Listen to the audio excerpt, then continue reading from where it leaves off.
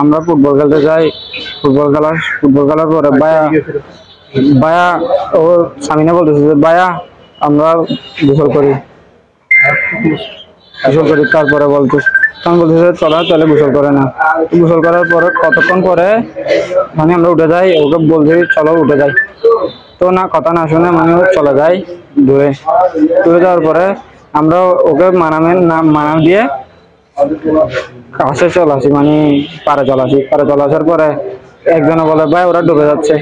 তোরা দুজন ছিল, দুজন থেকে একজনকে পাই না। আর পাওয়ার পরে আমরা দুজন জেলেও আমাদের সাথে হেল্প করে, গাড়ি পর্যন্ত নিয়ে আসে।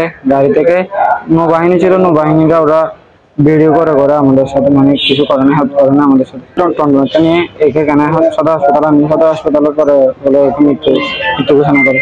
আমরা কবিতা চত্বরে নামার পরে 9 জন ছিলাম, 9 জন সবাই ফুটবল খেলে, সবাই নামার পর থেকে দুজনে মানে পানিতে পড়ে যাওয়ার পরে একজনকে উদ্ধার করে, একজন মারা যায়। একজনকে কে উদ্ধার করেছে? আমরা একজনকে, ওকে দেখা যায় না, সেজন্য ওকে তুলতে পারি না। আমরা কখন দেখতে পাও তোমরা ওকে? আমরা যখন যাকে বাঁচাইছি বাঁচার সর্বোচ্চ 5-6 মিনিট, বেশি হয় না, ওকে বেশি ওঠে। স্বামী class 8 Cox's Bazar government high school. আরেকজন যে বেশি গিয়েছিল তার পরিচয়